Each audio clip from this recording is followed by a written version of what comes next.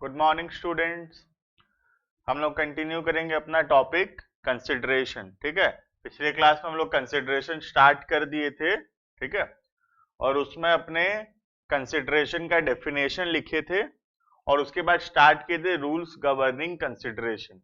वो जो rules governing consideration था उसके अंदर 2 पॉइंट्स हम ऑलरेडी पढ़ चुके हैं। ठीक है, अब हम लोग स्टार्ट करेंगे point number 3।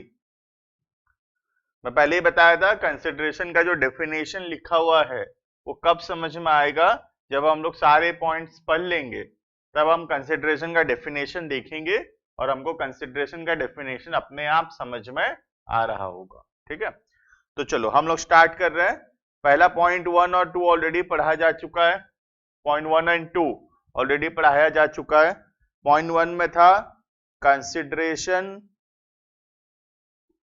must move at the desire of promiser. Consideration must move at the desire of the promiser. ठीक है, और उसके बाद था consideration may be from promisee और एनी अदर पर्सन। ठीक है, तो 2 रूल हमने ऑलरेडी पढ़ चुके थे। पॉइंट नंबर 1 में था कि कंसिडरेशन किसके तरफ से होना चाहिए, प्रोमिसर कंसिडर किसके डिजायर में होना चाहिए, प्रोमिसर के डिजायर पे होना चाहिए, प्रोमिसर की इच्छा से होना चाहिए। ठीक है, और दूसरा पॉइंट था कंसिडरेशन किसके तरफ से होगा, या तो प्रोमिसी दे सकता है या प्रोमिसी के अलावा एनी अदर पर्सन। याद एग्जांपल बताया था, हम लोग जाके पेन खरीद के ले आए बुक स्टोर से, पापा पैसा दे दिए। ठीक है, तो वो है एनी अदर पर्सन। और एक अच्छा सा एग्जांपल भी लिखाया था, केस लॉ लिखाया था, वो डॉटर वाला एग्जांपल। ठीक है, लास्ट एग्जांपल जो लिख रखे हैं हम लोग कॉपी में भी। ठीक है, next we will start with point number 3।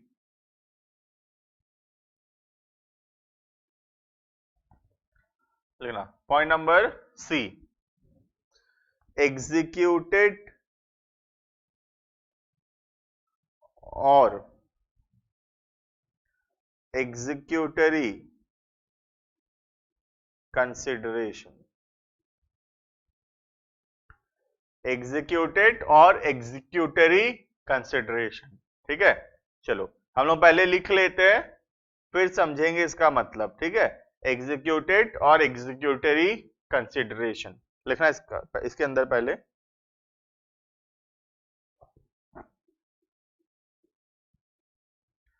A consideration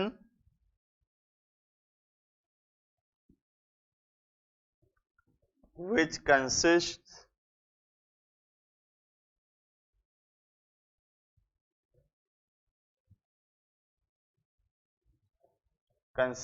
in the performance of an act is said to be executed consideration, is said to be executed consideration, full stop. And when it consists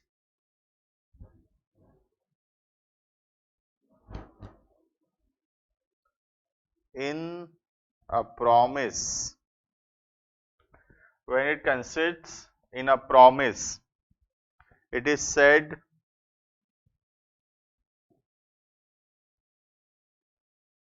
to be executory consideration.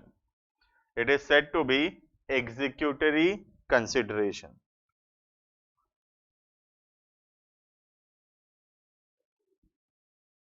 ठीक है, तो यहाँ पे 2 word है, एक है executed और दूसरा है एग्जीक्यूटरी।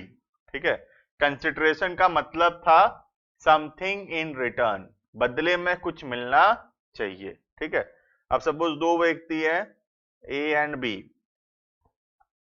ठीक है, वो दोनों आपस में कॉन्ट्रैक्ट में एंटर किए, ठीक है, और अगर दोनों अपना कंसिडरेशन दे चुके हैं, सपोज ए पैसा देगा और बी गाड़ी देगा, तो ए पैसा दे चुका है और बी भी गाड़ी दे चुका है, तो इसको बोलते हैं एग्जीक्यूटेड कंसिडरेशन, मतलब वो कंसिडरेशन जो परफॉर्म किया जा चुका है। A consideration which consists in the performance of an act, जब परफॉर्मेंस हो गया है, काम कंप्लीट हो गया है, कंसिडरेशन दोनों पार्टी की तरफ से दिया जा चुका है, वैसे कंसिडरेशन को कहा जाता है एग्जीक्यूटेड कंसिडरेशन।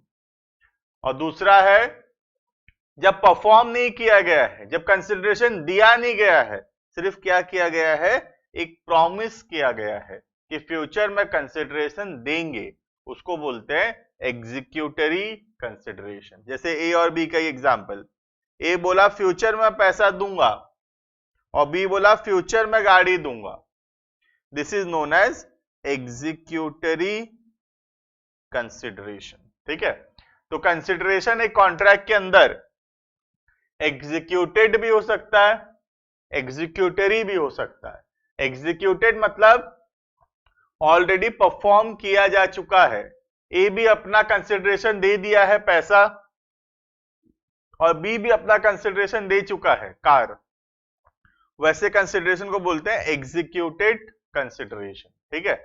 और एग्जीक्यूटरी का मतलब क्या है, जब फ्यूचर में कंसिडरेशन देंगे, अभी खाली प्रॉमिस हुआ है, कंसिडरेशन फ्यूचर में देंगे, उसको बोलते हैं एग्जीक्यूटरी कंसिडरेशन, ठीक है।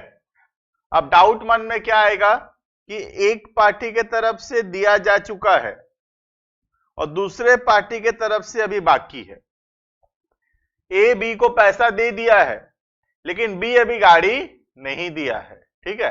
तो ऐसा कंसिडरेशन को एग्जीक्यूटेड बोलेंगे कि एग्जीक्यूटरी बोलेंगे, ठीक है। तो फिर आंसर क्या है, अगर किसी के तरफ से भी बाकी है that will be known as executory consideration, ठीक है। तो या तो दोनों पार्टी परफॉर्म नहीं किए हैं तो भी वो एग्जीक्यूटरी है, और अगर एक पार्टी परफॉर्म नहीं किया है तो भी वो एग्जीक्यूटरी कंसिडरेशन है। समझ में आ रहा है, क्लियर है। एग्जीक्यूटेड कंसिडरेशन का मतलब जब पार्टी कंसिडरेशन परफॉर्म कर चुके हैं, जब कंसिडरेशन दे चुके हैं, उसको बोलते हैं एग्जीक्यूटेड कंसिडरेशन, ठीक है। और जब कंसिडरेशन नहीं दिए हैं, खाली प्रॉमिस किए हैं कि फ्यूचर में कंसिडरेशन देंगे, उसको हम लोग बोलते हैं executory consideration, clear.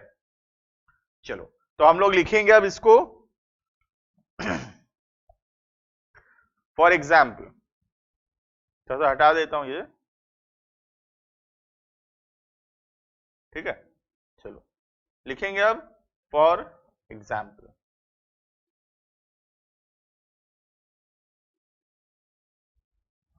For example, ठीक है। देखना,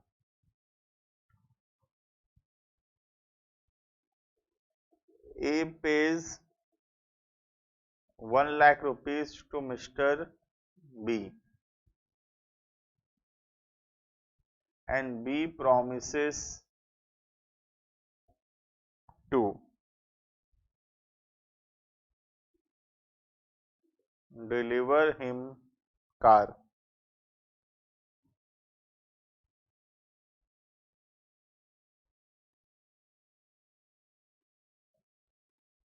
Here the consideration is executory, मतलब फ्यूचर में परफॉर्म किया जाएगा, ठीक है। क्लियर है। हम इसमें ऐसे भी बोल सकते थे, देखो ऐसे भी लिख सकते थे, इसमें वो बोलने से भी चलेगा कि ए के तरफ से एग्जीक्यूटेड है और बी के तरफ से एग्जीक्यूटरी है। अगर ऐसे बोलेंगे तो भी वो चलेगा हमारे समझने के लिए कि ए के तरफ से एग्जीक्यूटेड है, मतलब ए अपना काम कर चुका है और बी फ्यूचर में काम करेगा, दैट विल बी ए के लिए एग्जीक्यूटेड और बी के लिए एग्जीक्यूटरी, ठीक है। लेकिन ओवरऑल कॉन्ट्रैक्ट के अगर बोलेंगे, हम लोग बात करेंगे ओवरऑल कॉन्ट्रैक्ट के बारे में, तो उसको हम लोग बोलेंगे एग्जीक्यूटरी कंसिडरेशन। क्लियर? क्लियर है? Executed and executory considerations. Next point number 4,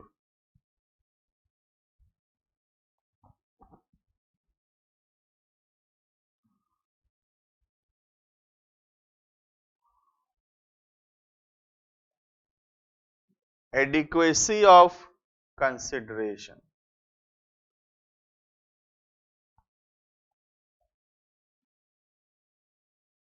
adequacy of consideration, ठीक है। ध्यान से सुनना मेरा बात, ठीक है, बहुत इंपॉर्टेंट पॉइंट है। हेडिंग है एडिक्वेसी ऑफ कंसिडरेशन, ठीक है। देखना, मिस्टर ए है और यहां मिस्टर बी है, ठीक है। तो मुझे सोच के बताना ये कॉन्ट्रैक्ट वैलिड है कि वॉइड है, ठीक है। वैलिड है कि वॉइड है, ठीक है। वॉइड मतलब नॉट एनफोर्सेबल बाय लॉ, और वैलिड है एनफोर्सेबल बाय लॉ, ठीक है। ए बी को क्या देगा? ए बी को देगा BMW कार, एक चमचमाता हुआ नया BMW कार देगा। ए बी को BMW कार बेचेगा और बदले में बी कितना रुपए देगा? 50 रुपीस, 50 रुपए।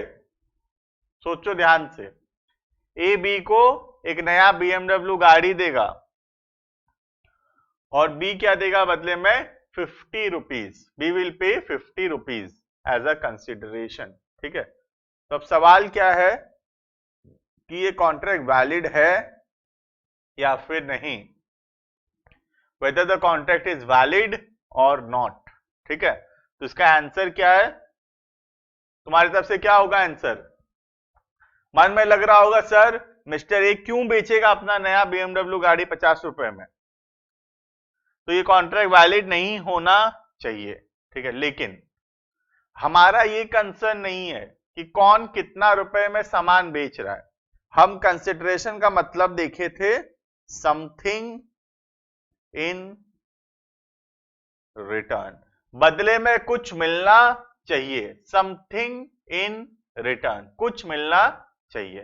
तो ए को तो BMW गाड़ी मिल ही रहा है, ए को कुछ, बी को BMW गाड़ी मिल ही रहा है, ए को कुछ मिल रहा है कि नहीं बताओ? हाँ सर, ए को 50 रुपए मिल रहा है, तो ये कॉन्ट्रैक्ट वैलिड रहेगा, ठीक है। कंसिडरेशन एडिक्वेट है कि नहीं, सफिशिएंट है कि नहीं, ये चीज चेक करना हमारा काम नहीं है। हमारा काम सिर्फ कितना है? कंसिडरेशन है या फिर नहीं है, सिर्फ ये चेक करना। अब वो कंसिडरेशन एडिक्वेट है कि नहीं, वो कंसिडरेशन ठीक है कि नहीं, वो कंसिडरेशन सफिशिएंट है कि नहीं, ये बात को चेक करना हमारा जिम्मेदारी नहीं है। समझ में आ रहा है? तो एडिक्वेसी ऑफ कंसिडरेशन क्या बोल रहा है? कंसिडरेशन एडिक्वेट होना जरूरी नहीं है, कंसिडरेशन सिर्फ होना जरूरी है। अब वो कंसिडरेशन एडिक्वेट है, सफिशिएंट है या फिर नहीं है, इस बात से फर्क नहीं पड़ता, ठीक है। तो एडिक्वेसी ऑफ कंसिडरेशन में हम लोग क्या सीखे? A consideration need not to be adequate, consideration adequate होना जरूरी नहीं है, कंसिडरेशन होना जरूरी है, ठीक है। चलो लिखना इसके अंदर point number 4, consideration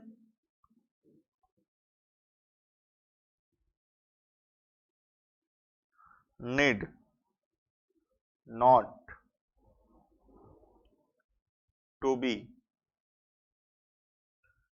of any particular value. Consideration need not to be of any particular value. It need not be approximately, it need not to be approximately equal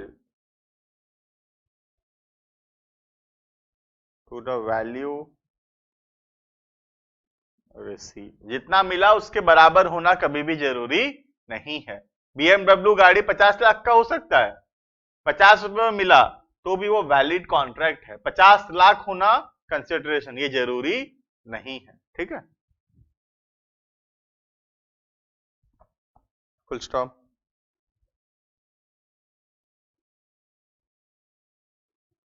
consideration means something in return,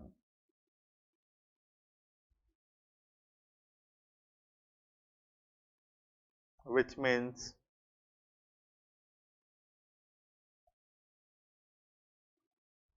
consideration must be of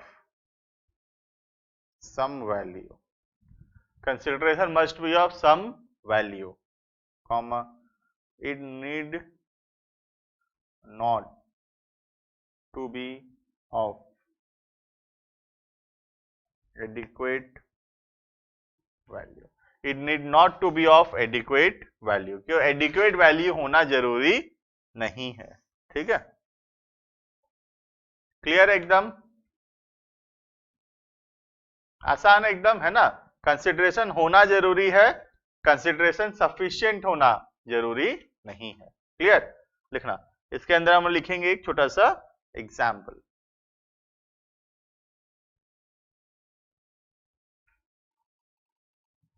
लिखना example.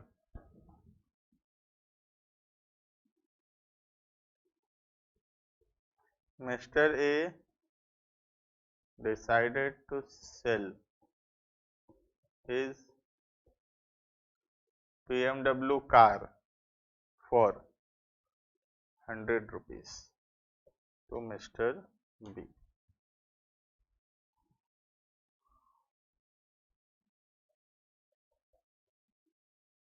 It is a valid contract. ये एक valid contract होगा। ठीक है, जब अपने इच्छा से हम लोग किसी चीज को कम रेट पे बेचना चाहते हैं तो भी वो एक वैलिड कॉन्ट्रैक्ट रहेगा। ठीक है, हमको कोई नहीं रोक सकता बेचने से। हमारा गाड़ी है ना, हम कितना में भी बेचे कोई हमको थोड़ी रोक सकता है। मैं मेरी मर्जी, मैं मेरा BMW गाड़ी 100 में बेच दूंगा। है नहीं मेरे पास, हालांकि अगर होता तो 100 में तो नहीं बेचता, लेकिन अगर मैं बेचना भी चाहूं तो मुझे लॉ नहीं रोक सकता, वो एक वैलिड कॉन्ट्रैक्ट रहेगा। ठीक है, next point number 5,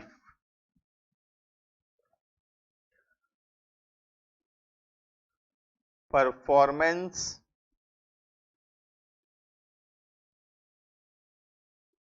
of what one is legally bound to perform. Performance of what one is legally bound to perform. ठीक है, तो बोल रहा है कि अगर कोई चीज करना किसी का जिम्मेदारी है तो वो चीज कंसिडरेशन नहीं हो सकता। अब इसका एग्जाम्पल बताना पड़ेगा, ऐसे तो समझ में आएगा नहीं, है ना। चलो, तो हम एक छोटा सा एग्जाम्पल बताएंगे जिससे समझ में आ जाएगा। सपोज एक ड्राइंग बनाओ। हाँ सर, आप ड्राइंग बहुत अच्छा बनाते हो, ड्राइंग बनाओ सर आज।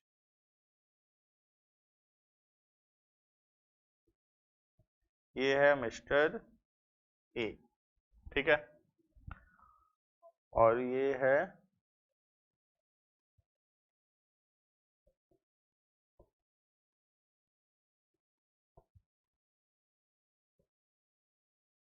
कौन है बताओ, ये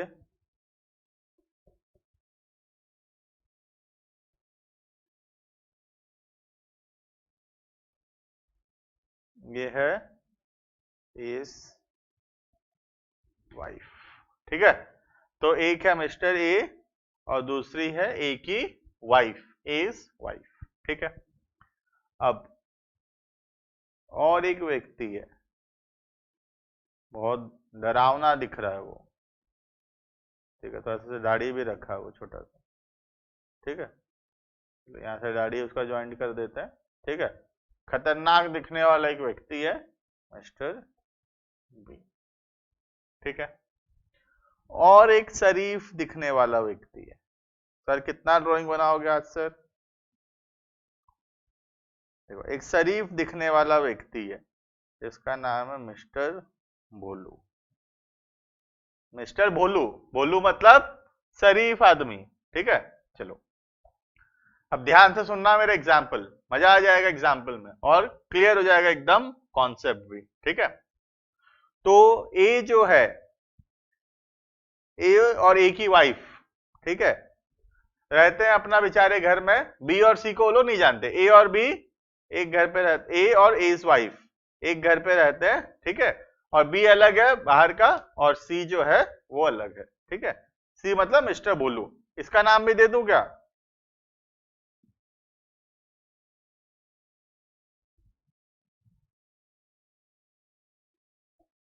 सर्किट। ठीक है, इसका नाम है सर्किट। सर्किट याद है कौन था? मुन्ना भाई वाला सर्किट। ठीक है, तो ये मिस्टर बी सर्किट मतलब ये गुंडा है, डॉन है ये। ठीक है, और ये मिस्टर भोलू ये शरीफ आदमी है। ठीक है, और ए और एस वाइफ। ठीक है, अब सर्किट क्या किया, जब मिस्टर ए घर पे नहीं था, आया और एस वाइफ का क्या कर दिया?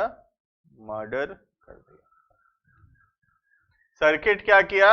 एस वाइफ का मर्डर कर दिया।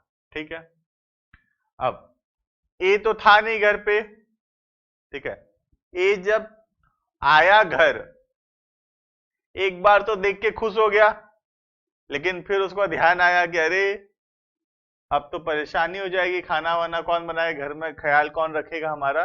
तो ए क्या हो गया? ए अब दुखी हो गया। एक बार तो ए खुश हुआ बहुत, चलो पीछा छूटा, लेकिन फिर वो आके थोड़ा सा दुखी हो गया। ठीक है, और फिर ए अब पता लगाना चाहता है कि कौन उसकी वाइफ का मर्डर किया और उसको सजा भी दिलाना चाहता है। ठीक है, तो ए पता किया तो मिस्टर भोलू जो है वो मर्डर होते हुए देख लिया है। मिस्टर भोलू मर्डर होते हुए देख लिया था। ये कौन है? This is I witness. I witness मतलब जो अपनी आंखों से मर्डर होते हुए देखा। ठीक है, अब मिस्टर ए को पता चला कि मिस्टर भोलू जो है वो आई विटनेस है, वो मर्डर होते हुए देखा है। ठीक है, तो मिस्टर ए गया भोलू के पास। ध्यान से सुनना मेरा एग्जाम्पल, इसी में ही सब कवर हो जाएगा। मिस्टर ए गया भोलू के पास और बोला कि तू प्लीज कोर्ट में जाके सच बोल देना। तू कोर्ट में जाके सच बोल दे कि कौन इसका मर्डर किया है, मेरी वाइफ का मर्डर कौन किया है। तू कोर्ट में जाके सच सच बता दे, सर्किट का नाम ले ले कि वो मर्डर किया है, जाके सच बोल दे कोर्ट में। ठीक है, तो मिस्टर ए बोला बदले में मैं तेरे को 1 लाख रुपए दूंगा। मिस्टर ए क्या बोला मिस्टर भोलू को? तू कोर्ट में जाके प्लीज सच बोल, तू कोर्ट में जाके सच बोल, तेरे को बदले में 1 लाख रुपए का मैं प्राइस दूंगा, 1 लाख रुपए दूंगा मैं। ठीक है, अब ध्यान से सुनना, ये जो कॉन्ट्रैक्ट है मिस्टर ए एंड मिस्टर भोलू के बीच में, ठीक है, इस कॉन्ट्रैक्ट को देखते हैं थोड़ा सा अपने। मिस्टर ए क्या देगा भोलू को? 1 लाख रुपए देगा भोलू को। मिस्टर ए मिस्टर भोलू को 1 लाख रुपए देगा, तो मिस्टर भोलू के लिए तो कंसिडरेशन मिल रहा है, मिस्टर भोलू को कंसिडरेशन मिलेगा और भोलू भी जाके सच सच बोलेगा। मिस्टर भोलू भी जाके कोर्ट में सच बोलेगा, ट्रूथ बोलेगा, तो ए के लिए भी कंसिडरेशन है। तो नॉर्मली ये क्या होता, ये एक वैलिड कॉन्ट्रैक्ट होता। समझ में आ रहा है इतना? आई विटनेस मिस्टर भोलू ये कोर्ट में जाके सच बोलेगा और मिस्टर ए को 1 लाख रुपए देना होगा। तो मिस्टर ए के तरफ से कंसिडरेशन है 1 लाख रुपए का और भोलू के तरफ से कंसिडरेशन है, सच बोल रहा है वो। ठीक है, लेकिन लॉ क्या बोलता है? सच बोलना is not a valid consideration. सच बोलना एक कंसिडरेशन नहीं होगा। क्यों? क्योंकि अगर ये कॉन्ट्रैक्ट नहीं भी होता, अगर मिस्टर ए के साथ ये कॉन्ट्रैक्ट नहीं भी होता मिस्टर भोलू का, तो भी मिस्टर भोलू का ड्यूटी बनता है, लॉ के अनुसार मिस्टर भोलू का ड्यूटी बनता है कि बीइंग एन आई विटनेस ये कोर्ट में आके सच बोले। ठीक है, तो ऐसे भी उसको सच बोलना ही था। अगर कॉन्ट्रैक्ट नहीं भी होता तो ऐसे भी उसको सच बोलना ही था। तो सच बोलना can not be a consideration, यही लिखा हुआ था अपने हेडिंग में। थोड़ा देखें हेडिंग एक बार। Performance of what one is legally bound to perform, ऐसा कोई काम करने का प्रॉमिस करना जो कि ऐसे भी करना जरूरी ही था। मतलब मिस्टर भोलू अगर कॉन्ट्रैक्ट में एंटर नहीं भी करता तो भी उसका ड्यूटी बनता है कि वो कोर्ट में जाके सच बोलेगा। इंडियन लॉ ये बोलता है कि कोई आई विटनेस है मर्डर का तो वो कोर्ट में आके सच सच बताएगा। ठीक है, तो सच बोलना कैनॉट बी अ कंसिडरेशन, सच बोलना एक कंसिडरेशन नहीं हो सकता। क्यों नहीं हो सकता? क्योंकि अगर सच बोलने का कॉन्ट्रैक्ट नहीं भी होता तो भी मिस्टर भोलू को कोर्ट में आके सच बोलना ही था।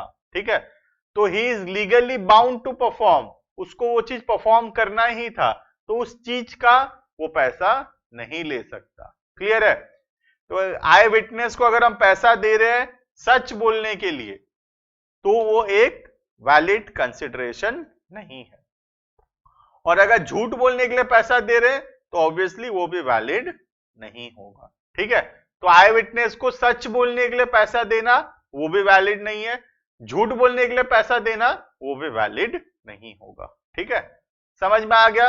हेडिंग था performance of what one is legally bound to perform. Clear? चलो लिखेंगे अब इसके अंदर हम लोग notes.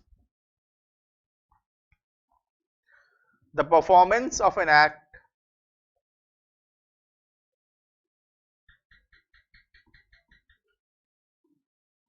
the performance of an act by a person, the performance of an act by a person who is legally bound to perform, who is legally bound to perform the same cannot be a consideration for a contract।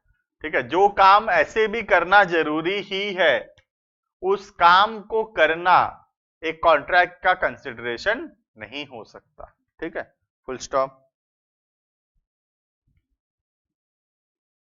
Hence a promise to pay money to an eye witness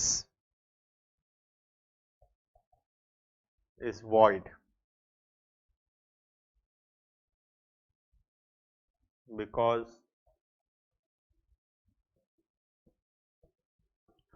that is not a valid consideration, because that is not a valid consideration। ठीक है,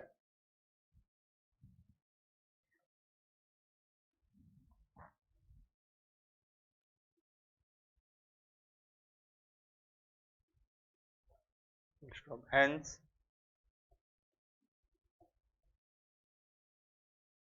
consideration cannot be for something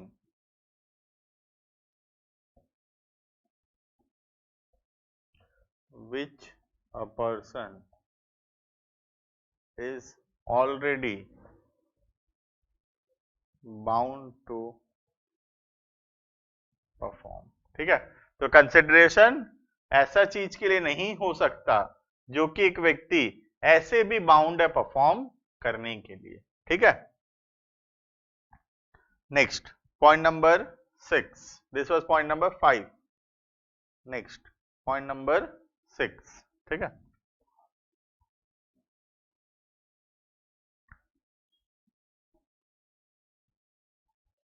consideration must be real and competent।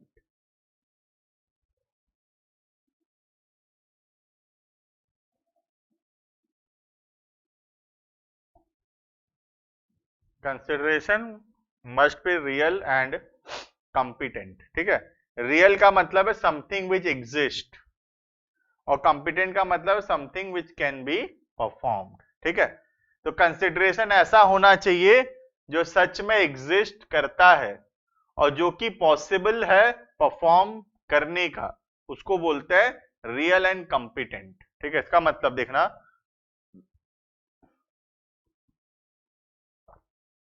ए और B contract किए, ए 1000 रुपए देगा और be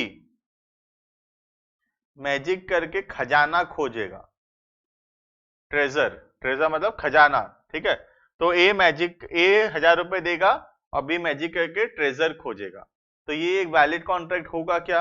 no, this is not a valid contract because this is real, this is able to perform, ये consideration है 1000 रुपए, बस magic से ट्रेजर खोजना is something which is not real, वो रियल नहीं है। ठीक है, तो ये एक वैलिड कंसिडरेशन नहीं होगा। क्लियर? तो कंसिडरेशन ऐसा होना चाहिए जो रियल है, कॉम्पिटेंट है और परफॉर्म किया जा सकता है, उसको हम लोग बोलते हैं रियल या कॉम्पिटेंट कंसिडरेशन। क्लियर? चलो, छोटा सा पॉइंट है, ज्यादा कुछ है भी नहीं उसमें, लिखना है 2 लाइन का ही है। consideration must be real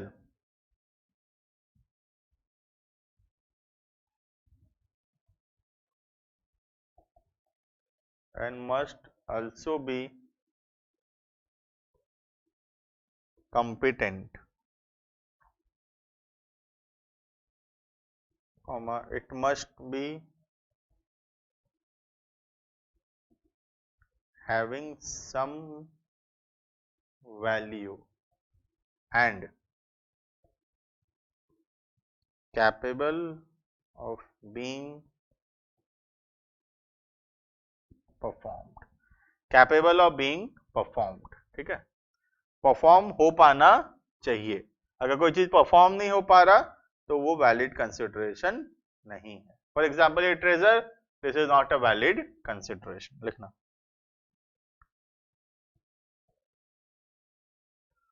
A promise to discover treasure by magic is not a valid consideration। ठीक है, is not a valid consideration। A promise to discover treasure by magic is not a valid consideration।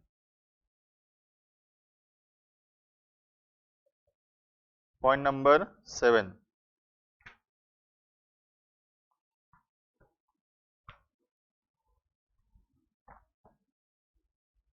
ध्यान से सुनना point number 7। ठीक है, consideration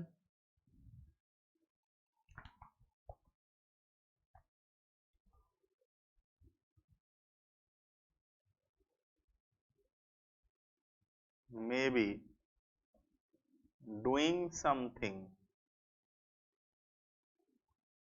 or not doing something.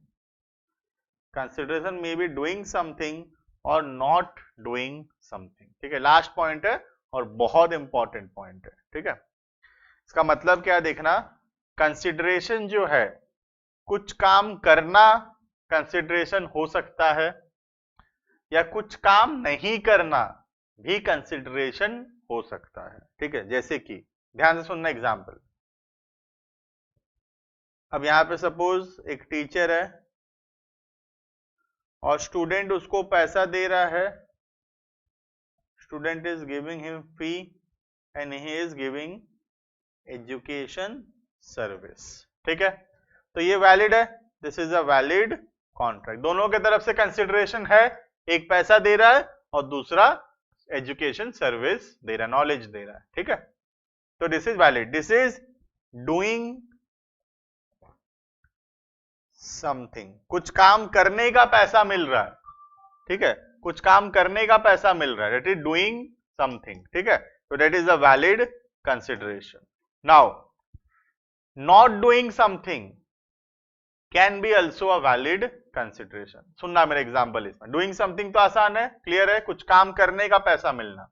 ठीक है, not doing something, suppose यहां एक टीचर है इस एरिया में और इसी एरिया में एक और नया टीचर आ गया. ठीक है, अब दोनों के बीच कंपटीशन हो जाएगा, स्टूडेंट्स डिवाइड हो जाएंगे सपोज. ठीक है, तो ये जो नया टीचर है, ये पुराना टीचर क्या बोल रहा है, हम तेरे को पैसा देंगे 1 लाख रुपए, हम तेरे को पैसा देंगे 1 लाख रुपए, तू इस एरिया में मत पढ़ा, इस एरिया में अपना कोचिंग मत खोल, मैं तेरे को 1 लाख रुपए उसके बदले दूंगा. ठीक है, अब अगर ये नया टीचर चाहे तो एग्री कर सकता है, बोलेगा ठीक है लाओ 1 लाख रुपए, इस एरिया में मैं ट्यूशन नहीं खोलूंगा. ठीक है, तो ये भी एक वैलिड कॉन्ट्रैक्ट है. लॉ बोल रहा है तुम ऐसा कॉन्ट्रैक्ट भी कर सकते हो, तुम्हारी मर्जी है, पैसा दे दिए, इस एरिया में कोचिंग नहीं खोलेगा. ठीक है, कोचिंग नहीं खोलेगा तो फायदा होगा इसको, या सारे स्टूडेंट्स के पास आएंगे. ठीक है, अब ये जो टीचर है किस बात का पैसा मिल रहा है, नॉट डूइंग समथिंग, कुछ काम नहीं करने का पैसा मिल रहा है, नहीं पढ़ाने का पैसा मिल रहा है, इस एरिया में नहीं पढ़ाने का पैसा मिल रहा है, इसको बोलते हैं नॉट डूइंग समथिंग. और ऊपर वाला एग्जांपल है पढ़ाने का पैसा मिल रहा है, उसको बोलते हैं डूइंग समथिंग. ठीक है, तो कंसिडरेशन क्या हो सकता है, डूइंग समथिंग, कुछ काम करना भी कंसिडरेशन है, कुछ काम करने से रोकना भी एक वैलिड कंसिडरेशन होगा. ठीक है, पढ़ाना भी कंसिडरेशन है, किसी को पढ़ाने से रोकना भी एक वैलिड कंसिडरेशन होगा, लेकिन वो उसकी मर्जी है सामने वाले का कि वो माने या फिर नहीं. अगर नया टीचर मानेगा तो ही हम उसको रोक सकते हैं, अगर वो नहीं मानेगा तो हम उसको जबरदस्ती रोक नहीं सकते. क्लियर है, तो कंसिडरेशन इज डूइंग समथिंग और नॉट डूइंग समथिंग. ठीक है, लिखना consideration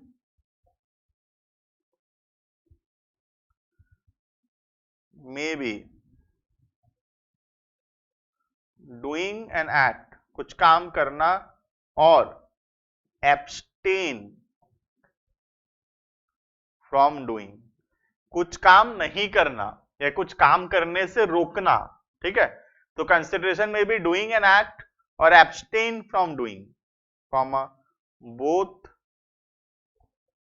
are considered as valid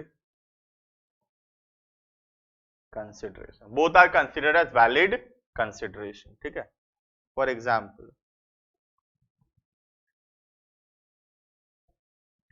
Mr. A agrees to pay 50,000 rupees to Mr. B, comma, if he does not teach in a particular area. एक particular area में नहीं पढ़ाने का पैसा मिल रहा है. ठीक है, comma, this is full stop, मतलब this is a valid consideration, ये एक वैलिड कंसिडरेशन होगा। कुछ काम करने का पैसा मिलना या कुछ काम नहीं करने का पैसा मिलना, दोनों ही एक वैलिड कंसिडरेशन है। क्लियर? तो कंसिडरेशन में भी डूइंग एन एक्ट और एब्सटेन। एब्सटेन मतलब रोकना, एब्सटेन का मतलब होता है किसी को रोकना। तो डूइंग एन एक्ट और एब्सटेन फ्रॉम डूइंग, कुछ काम करने से रोकना, दोनों ही वैलिड कंसिडरेशन होगा। क्लियर? चलो, तो अब हम एक तो डेफिनेशन लिखे थे स्टार्टिंग में कंसिडरेशन का, एक बार पढ़ के देखेंगे कि वो डेफिनेशन हमको समझ में आया या फिर नहीं। ठीक है, चलो एक बार निकालना। स्टार्टिंग में लिखे थे कंसिडरेशन का मतलब, देखना, when at the desire of promisor, ये पॉइंट नंबर 1 है। देखो, when at the desire of the promisor, comma, promisee और एनी अदर पर्सन, ये क्या है? This is point number 2। ठीक है, तो पॉइंट नंबर 1 था when at the desire of the promisor, comma, promisee और एनी अदर पर्सन, ये पॉइंट नंबर 2 था। उसके बाद क्या था? हैज डन और एब्सटेन्ड फ्रॉम डूइंग। एक बार लिख देता हूं फिर बताता हूं। हैज डन और एब्सटेन्ड फ्रॉम डूइंग और डज और एब्सटेन्स फ्रॉम डूइंग और promises to do और abstain from doing। ठीक है, क्या है देखना। उसके बाद हैज डन, कुछ काम पास्ट में किया था या कुछ काम नहीं किया था पास्ट में। डज और एब्सटेन फ्रॉम डूइंग, ये प्रेजेंट के बारे में है। और प्रोमिसेस टू डू और एब्सटेन फ्रॉम डूइंग, ये फ्यूचर के बारे में है। तो एब्सटेन का मतलब कुछ काम नहीं करना, तो पास्ट या प्रेजेंट का अगर है तो वो क्या था? That is an executed consideration, मतलब ऑलरेडी परफॉर्म कर चुका है, या तो पास्ट में परफॉर्म कर चुका है या अभी परफॉर्म कर दिया। और अगर फ्यूचर में परफॉर्म करेगा उसको बोलते थे एग्जीक्यूटरी कंसिडरेशन। तो कंसिडरेशन दोनों हो सकता है, एग्जीक्यूटेड भी, एग्जीक्यूटरी भी। एग्जीक्यूटेड कौन सा है? या तो पास्ट में किया जा चुका है या अभी किया। और एग्जीक्यूटरी कौन सा है? जो फ्यूचर में करेंगे। कुछ काम करना या कुछ काम नहीं करना। ठीक है, वही लिखा हुआ, उसके बाद तो बस कंप्लीट है। Such an act, such an act, कुछ काम करना, और एब्सटिनेंस, कुछ काम नहीं करना, दोनों ही क्या है? Both are consideration. ठीक है, क्लियर है? समझ में आया? What do you mean by the word consideration? हम डेफिनेशन ऑलरेडी लिख चुके थे, उसी को बस रूल्स में हम लोग लिखे हैं उसको। ठीक है, तो when at the desire of the promisor, this is point number 1, promisee और any other person, this is point number 2। ठीक है, हैज डन और एब्सटेन फ्रॉम डूइंग, कुछ करना या कुछ ना करना, ये पास्ट में। डूइंग और डज मतलब, और एब्सटेन फ्रॉम डूइंग, ये प्रेजेंट में। प्रोमिसेस टू डू मतलब फ्यूचर में। तो पास्ट, प्रेजेंट या फ्यूचर, ये काम करना या ना करना, दोनों ही क्या है? Both are consideration. क्लियर? समझ में आ रहा है? What do you mean by the word consideration? ठीक है, इतना पढ़ेंगे मैथ्स की क्लास में। कंसिडरेशन कंप्लीट होता है यहाँ पे। नेक्स्ट क्लास में कंसिडरेशन के रिलेटेड और कुछ नए टॉपिक्स है, वो हम लोग कंटिन्यू करेंगे।